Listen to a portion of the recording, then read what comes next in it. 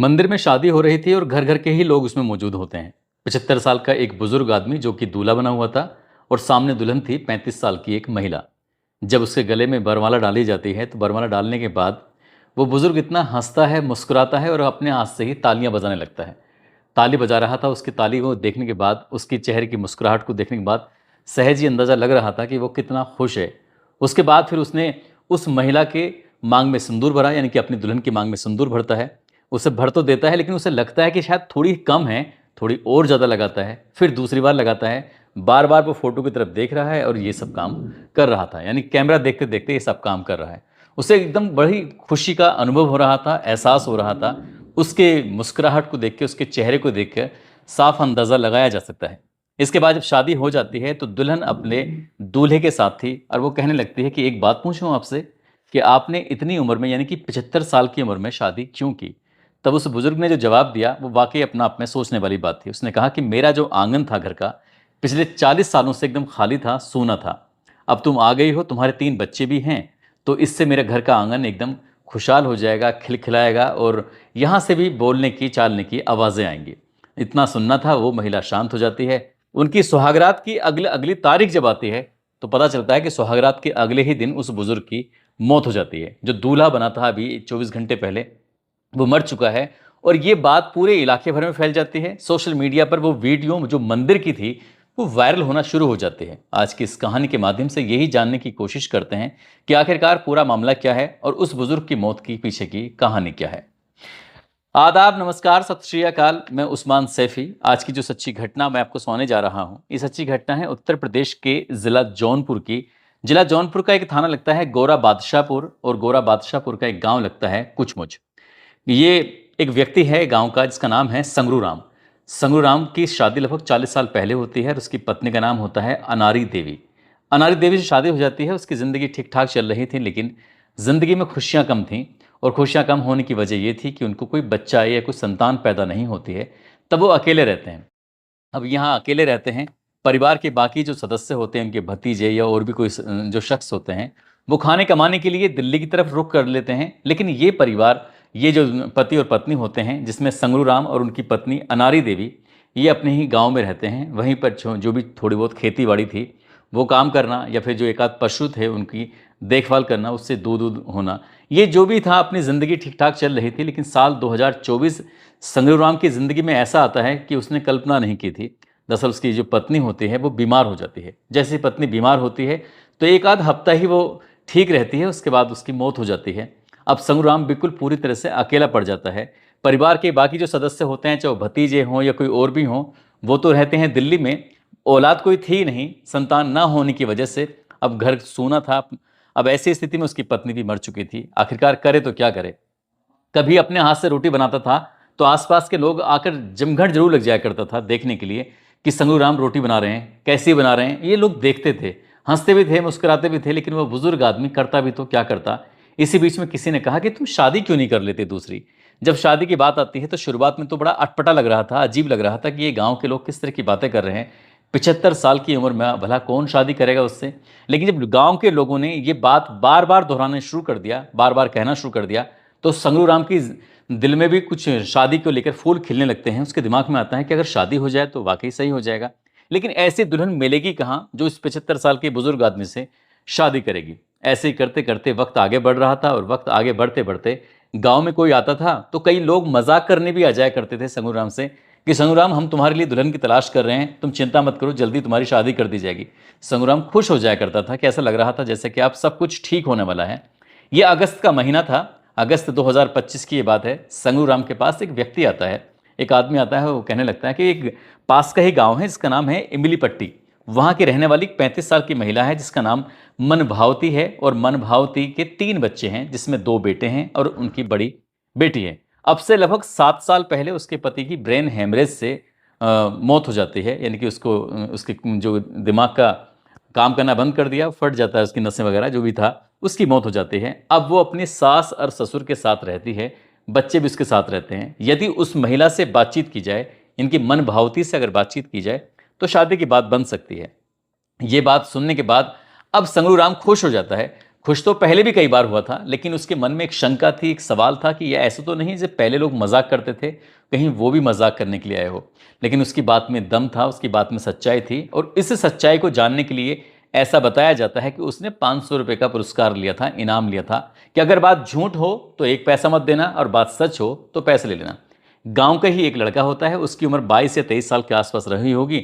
नाम उसका आज़ाद होता है। आज़ाद से संगरू ये बात कहता है। संगरू दरअसल उस पूरा गांव उसको दादा कह के बुलाया बुलाया करता है। अब जब संगरू ने खबर भेजी उस आज़ाद के पास कि आज़ाद यहाँ आना, अब उस व्यक्ति से बातचीत कराई जाती है, उसका आमना सामना कराया जाता है। उसे जब आज़ाद ने पूछा कि आप कहाँ की बात कर रहे हैं, उन्होंने कहा कि इमलो पट्टी है एक गाँव, इमलो पट्टी की रहने वाली एक मन भावती है, उसके 7 साल पहले पति की मौत हो जाती है, 3 उसके बच्चे हैं, अगर उससे बातचीत की जाए तो शादी हो जाएगी। अब आज़ाद ने इस बीड़े को उठा लिया। आज़ाद ने कहा कि मैं देखता हूँ कितनी सच्चाई कितनी नहीं। वो जाता है तो सचमुच जो जानकारी थी वो बिल्कुल पक्की जानकारी थी, पुख्ता जानकारी थी।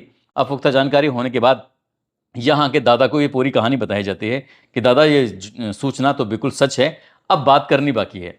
अब वहाँ जाकर मनभावती से कहा जाता है कि देखो, उनको ज़रूरत है एक ऐसी महिला की जो उन्हें रोटी बनाकर खिला सके।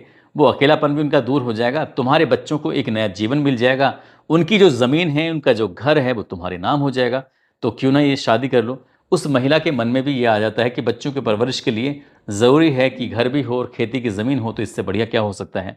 जब महिला को बार बार ये कहा जाता है तो महिला तैयार हो जाती है, लेकिन महिला ने कहा कि मैं कैसे यकीन करूं कि कुछ है कि नहीं है। तभी घर तो दिखा दिया जाता है। घर देखकर वो महिला खुश हो जाती है। घर तो ठीक है, रोड के एकदम किनारे है, सब कुछ ठीक ठाक है। अब ऐसी स्थिति में महिला को 4 चीज़ें उपलब्ध करा जाती हैं, जिसमें एक अंगूठी होती है, पायल होती है, मंगलसूत्र होता है और कान की बालियां होती हैं। जब ये महिला ये सब देखती है तो वो खुश हो जाती है। साथ ही उसको 30,000 रुपये भी दिए जाते हैं कि जाकर तुम अपने लिए कपड़े खरीद सकती हो, बच्चों की चाहो तो फीस वगैरह भी जमा कर सकती हो। अब जब इस घर में आओगी तो सब कुछ ठीक ठाक ऐसे ही होगा। तो पहले तो ये नोटरी होती है। नोटरी में ये तय कर लिया जाता है कि ऐसे शादी हुई है, ये लोग मौजूद थे, सब कुछ ठीक ठाक था। लेकिन अब अभी तक कहीं ना कहीं उस बुजुर्ग को ऐसा लग रहा था कि जो चल रहा है वो ऐसा है जैसे सपना हो या फिर कोई काल्पनिक दुनिया में वो चला गया है। लेकिन जब वो मंदिर में जाता है तो मंदिर में जाने के दौरान भी पंडित जी वहाँ पर मंत्र का उच्चारण कर रहे हैं। इसी बीच में उस बुजुर्ग आदमी से कहा जाता है कि तुम अपने दुल्हन के गले में वरमाला, जो जयमाला बोलते हैं, उसको डालिए। जब वो डालता है तो डालने के बाद वो इतना ज़्यादा खुश हो जाता है कि उसे यकीन ही नहीं हो रहा था कि सचमुच शादी है। फिर वो अपने हाथ से ताली बजाने लगता है, और ताली बजाने के बाद वो बुजुर्ग आदमी, जिसकी उम्र लगभग 75 साल के आसपास होती है, वो थोड़ा उछलने भी लगता है। जो दुल्हन है उसका पूरा चेहरा ढका हुआ है, घूंघट में है, लेकिन उसकी वो तो शायद ऐसा लग रहा था जैसे क्या उसने अपनी ज़िंदगी से एक समझौता कर लिया है। लेकिन बुजुर्ग को देखकर ऐसा लग रहा था जैसे उसने दुनिया की जो सारी खुशियाँ थीं उसने सब पा ली हैं। 40 साल से जो उसके घर में एकदम सोनापन था वो सब कुछ खत्म हो चुका है। अब तो बस खुशियाँ ही खुशियाँ हैं। उसने जब माला डालने के बाद खुशी का इजहार किया, किसी ने उसे इशारा किया कि आप अब इनकी मांग में सिंदूर भी भर दो। जब वो सिंदूर भरता है बुजुर्ग आदमी, तो एक बार सिंदूर भरता है, उसके बाद लगता है जैसे कम है, तो वो फिर दोबारा से भरता है, फिर तीसरी बार भरता है। बार बार जब ये सब कर रहा था बुजुर्ग आदमी, जो दूल्हा बना हुआ है, वो बेहद खुश था।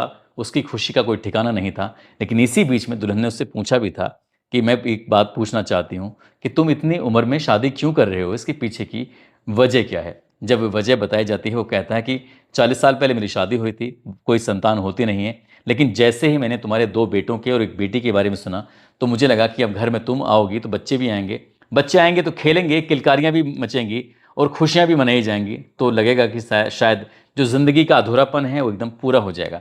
ये सब कुछ ठीक ठाक था। उसके बाद फिर यहाँ से दुल्हन और दूल्हा ये घर पहुँच जाते हैं। उस घर में पहुँच जाते हैं, खाना बनता है। जो बड़ी बेटी होती है वो 8वीं क्लास की छात्रा भी होती है, और वो उसी को जिम्मेदारी दी थी, खाना वही बनाती है। अब रात का समय था। रात के समय में ये दोनों आराम से एक दूसरे के पास बैठ जाते हैं, और बैठने के बाद बहुत सारी बातें करने लगते हैं। अपनी ज़िंदगी से जुड़े हुए उन किस्सों कहानियों के बारे में बात करते हैं, जो इन दोनों ने अपने महिला ने पिछले 7 साल में जो परेशानियां झेली थी वो उसके बारे में शेयर कर रही थी। और जो बुजुर्ग आदमी था, 1 साल पहले जो उसकी पत्नी खत्म हुई थी और उसके बाद जो उसने परेशानियां झेली थी उसकी बात कर रहा था। और साथ ही गाँव के लोग जो उनकी संतान न होने की बातें करते थे वो बातें कर रहा था। ये बातचीत चल रही थी। सौगात की वो तारीख थी। दिन निकलता है। दिन निकलने के बाद वो सब के सब लोग अपने अपने काम में जुट जाते हैं। ये जो व्यक्ति है अब घर के बाहर सोया हुआ है। सुबह के लगभग 7:30 बजे के आसपास का वक्त था। 30 सितंबर 25 की वो तारीख थी और जैसे ही वो बुजुर्ग आदमी लेटा हुआ है तो उसकी गर्दन की कुछ स्थिति अजीब सी हो रही है, वो टेढ़ा सा पड़ा हुआ है। तो राह चलती एक महिला ने उस बुजुर्ग को देखा और देखने के बाद कहा कि इनकी स्थिति तो कुछ खराब है। वो आवाज़ लगाती है इस मन भावती को, मन भावती दौड़ कर आती है, आकर देखती क्या है कि बुजुर्ग आदमी कुछ अजीब सी हरकतें उसकी हो रही थी, परेशानी जैसी स्थिति में था।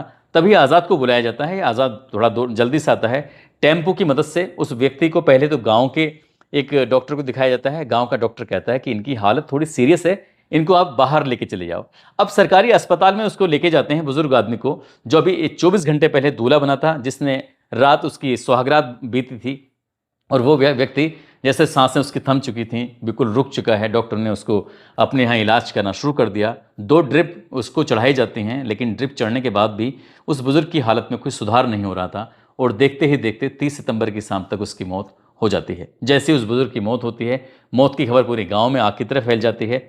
जो वीडियो मंदिर में बना था शादी होने के दौरान, वरमाला या जयमाला जैसे बोलते हैं तो डालते हुए एक दूसरे के गले में, वो वायरल होना शुरू हो जाता है कि 75 साल के एक बुजुर्ग आदमी की शादी के अगले दिन, यानी कि सुहागरात मनाने के अगले दिन ही उसकी मौत हो जाती है। अब देश भर के अलग अलग मीडिया चैनलों पर और सोशल मीडिया के अलग अलग जगहों पर ये जब वायरल होना शुरू हो जाता है तो ये वायरल होते होते खबर पहुंच जाती है उस बुजुर्ग आदमी के परिवार के पास, यानी कि जो दिल्ली में परिवार के लोग मौजूद होते हैं।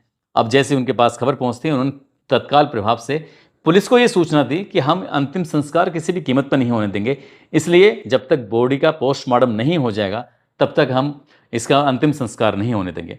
पुलिस ने इस मामले को गंभीरता से लिया, उस लाश को कब्जे में लिया, पोस्टमार्टम कराया गया और पोस्टमार्टम कराने के बाद पता चलता है कि उस बुजुर्ग की जो मौत होती है वो ब्रेन हेमरेज की वजह से हुई थी। दरअसल बुजुर्ग था ही इतना खुश, टेंशन वाली बात तो नहीं थी। हो सकता है कभी कभी खुशी में भी किसी की मौत हो सकती है। अब उसकी बुजुर्ग की मौत तो हो जाती है, जिसके ब्रेन स्ट्रोक यानी कि कोमा में वो चला गया था और खुशी था ही वो एक दिन पहले, जाहिर सी बात है। लेकिन जब उसकी मौत हो जाती है, आखिरकार मौत का कोई बहुत बड़ा कारण निकल के सामने नहीं आता है। इसलिए पुलिस ने अपनी जो स्तर की कार्रवाई थी, उन्होंने पुलिस ने मीडिया के सामने बयान दे दिया, कहा कि अभी तक तो ऐसी कोई बात नहीं है, लेकिन फिर भी हम इस मामले की जांच पड़ताल करेंगे। यदि कोई भी तथ्य सामने आता है तो जो भी आरोपी होगा उसे किसी भी कीमत पर बख्शा नहीं जाएगा। लेकिन सबसे बड़ा सवाल यह था कि एक महिला जिसकी शादी होती है, 3 बच्चे साथ लेकर आती है, अब वो कहाँ जाए, क्या करे। जो दिल्ली से उसका परिवार आया था बुजुर्ग आदमी का, उसने आते ही 112 नंबर पर पुलिस को फ़ोन किया। पुलिस को फ़ोन करने के बाद कहा कि जब उसकी पत्नी जिंदा थी, अनारी संगरूराम की, तभी उससे पहले ही उसने जो ज़मीन जायदाद थे वो सब हमारे नाम कर दी, परिवार के लोगों के नाम कर दी है। इसलिए अब इस महिला का इस घर के अंदर काम क्या है, इसको यहाँ से निकालिए। इस बात को लेकर थोड़ा बवाल शुरू हो जाता है। गांव के बड़ी संख्या में लोग इकट्ठे हो जाते हैं, महिलाएं भी इकट्ठी हो जाती हैं। तभी सबके सब लोग उस महिला को देखने लगते हैं कि इस बेचारी का क्या कसूर था। अच्छी खासी, पहली बात तो ये शादी के लिए तैयार नहीं थी, इसको बड़े बड़े सपने दिखाए गए थे, एक ज़मीन का, घर का, ताकि इसके बच्चे आगे बढ़ सकें, पढ़ सकें। ये जब सारे सपने दिखाए गए थे तब ये महिला तैयार हो जाती है, और तैयार हो जाती है तो एक रात ही अपने पति का सुख देख पाती है, इसके पति की मौत हो जाती है।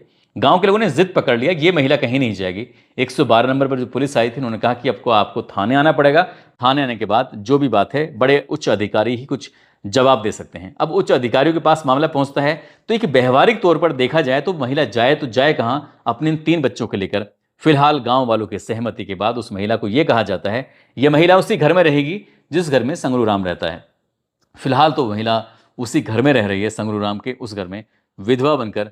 7 साल पहले भी वो विधवा हो गई थी और एक रात की दुल्हन बनती है, उसके बाद वो फिर से विधवा हो जाती है। महिला ने जब पत्रकारों के सामने अपना बयान दिया तो वाकई झकझोरने वाली बात थी। वो कहती है कि मेरी ज़िंदगी का मजाक बन के रह गया है। सोशल मीडिया पर उसकी फ़ोटो वायरल हो गई है, उसके बच्चों का भी चेहरा सबके सामने आ चुका है। अब ऐसी स्थिति में वो जाए तो कहाँ जाए। संगरूराम की ही घर उसकी ज़िंदगी का ये आखिरी घर होना चाहिए, यहाँ से उसे कहीं भी ना भेजा जाए। दोस्तों, इस पूरे घटनाक्रम को सुनाने का उद्देश्य किसी को परेशान करना नहीं है, किसी का दिल दुखाना नहीं है, बल्कि आपको जागरूक करना है, आपको सचेत करना है। जिस तरह की वीडियो मैंने मन भावती की देखी हैं, जिस तरह की बातें मन भावती वो मीडिया के सामने कर रही है, यदि उसकी बातों में पूरी तरह से सच्चाई है तो गांव वालों को उसका साथ देना चाहिए, उसके बच्चों की पढ़ाई लिखाई में भी मदद करनी चाहिए, ताकि उसके बच्चों के भी सपने पूरे हो सकें और उस महिला को एक सहारा मिल सके। वो जाहिर सी बात है, जिस सास ससुर के साथ वो रह रही थी, वापिस वो किस मुंह से वहाँ जाएगी, कैसे वो उसको स्वीकार करेंगे, क्योंकि वहाँ से आना ही उसके लिए बड़ा कारण था। उसे नहीं आना चाहिए था, और आई है तो उसे वापस नहीं जाना देना चाहिए। गांव वालों की जिम्मेदारी बनती है कि उस महिला के लिए अगर थोड़ा थोड़ा भी मदद करेंगे तो शायद उसके लिए गाय भैंस का इंतजाम कर सकते हैं, जिससे कि आप अपने परिवार का भरण पोषण कर सके। इसलिए उस इलाके के कुछ लोग हों तो ज़रूर उस महिला की मदद करें, ताकि वो अपना कुछ गुजर बसर कर सके। ऐसा कोई छोटा मोटा उसके लिए रोजगार के बारे में सोचा जाए। जाते जाते मैनपुरी के रहने वाले अजहर चिश्ती, साथ ही सिरसा के रहने वाले दीपक कुमार हैं, अलीगढ़ के अशोक कुमार प्रजापति हैं। आज इनका जन्मदिन है। इनको जन्मदिन की ढेरों सारी शुभकामनाएं, बहुत बहुत मुबारकबाद। कुछ लोगों ने नाम लेने की अपील की है, जिसमें हेम प्रकाश सिंह हैं, उस्मान अली अमरोहा से हैं, जिक्रा सैफी, रजनीश औरैया से, डॉक्टर राधा कृष्ण गौतम शिकोहाबाद से, अवधेश कुमार यादव सिंगरौली से, छोटू कुमार मनीष भीलवाड़ा से हैं, इकबाल खान, अनिल मलिक हरिद्वार से, आमिर खान पुणे से, ध्रुव सिंह फर्रुखाबाद से, मयंक राज करौली से, नागेंद्र कुमार झारखंड से, करीना राज मुकेश सिंह बरेली से, सरफराज अंसारी, अंकुर कुमार मुजफ्फरनगर से, शहजाद खान बिजनौर से, शाकिर चंदेला से, रवि कुमार गौतम सुल्तानपुर से। आप सब लोग अपना ख्याल रखें, सुरक्षित रहें। जय हिंद, जय भारत।